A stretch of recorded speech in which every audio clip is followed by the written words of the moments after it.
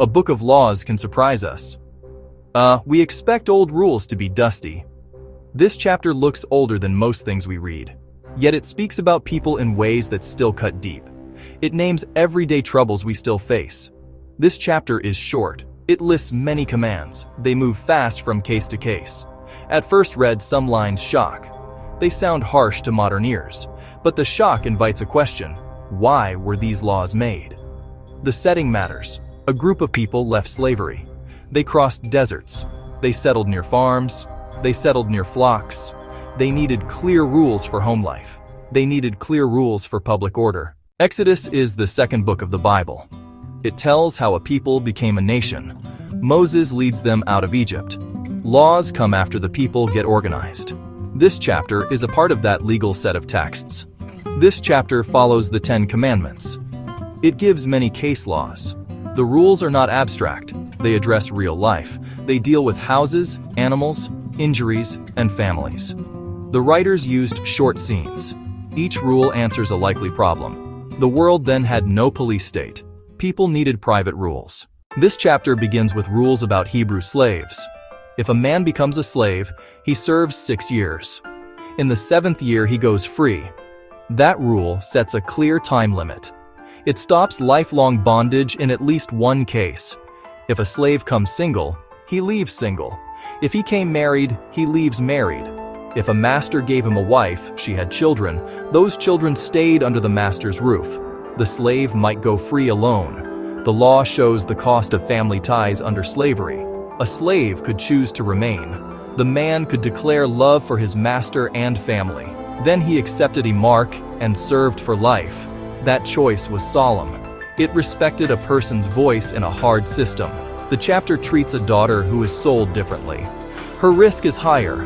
The law offers ways to redeem her if she is mistreated. The rule insists the master must keep food, clothes, fair treatment if she becomes a wife. If he fails, she can go free. After the slave laws, the chapter turns to life and injury. Well, you know. If someone kills on purpose, the law calls for capital punishment. If the killing is accidental, the law gives a refuge. This refuge is a place to flee until a fair hearing. Family safety gets high value here. Harming a parent can bring death. Kidnapping is also met with the severest penalty. These harsh rules show how seriously the community took family bonds. The chapter speaks often of injury. If two fight and one is hurt, compensation follows. If a slave owner beats a slave and the slave dies at once, punishment comes. If the slave dies later, the law says differently. Today, that distinction can shock us. Then it aimed to set limits on owners. Eye for an eye appears as a guideline. It means the punishment should match the harm. It sets a ceiling on revenge. It tells judges not to multiply punishment. The rule calls for measured justice, not for unending retaliation. The chapter closes with rules about animals and property. If an ox gored a person, the ox was put to death. If the ox had gored before and the owner knew, the owner faced punishment too. This rule demands care for animals that can harm. If someone digs a pit and an animal falls in, the pit owner pays for loss. If one ox harms another, owners share the damage. These laws make neighbors watch their things.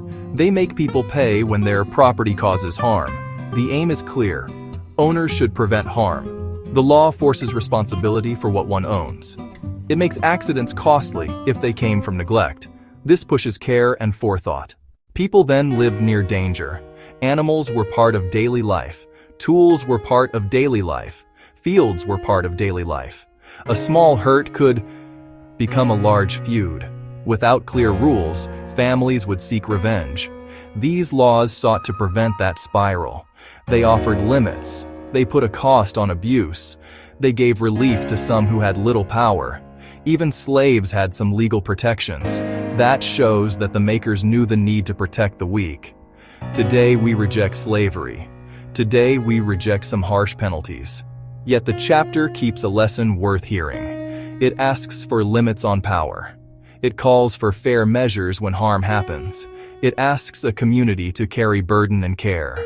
One modern way to use this law is to build systems that check power. Exodus 21 is not a neat set of modern ethics. It is a document from another era, still it bears a human aim. It tries to keep the weak from being crushed by the strong. It tries to stop endless violence. The chapter asks for measured justice. It asks owners to be responsible. It asks neighbors to watch their land. It asks neighbors to watch their animals. It honors family and life in concrete ways that mattered then. Our modern lesson is simple. Power must be limited. Rules should protect the weak. Punishment must fit the harm. If we hold to these truths, we honor the heart of these old laws. So let us end with a gentle call. Care for those who cannot care for themselves. Build systems that repair harm. Choose fairness over excess. In that small way, we keep a promise that began long ago.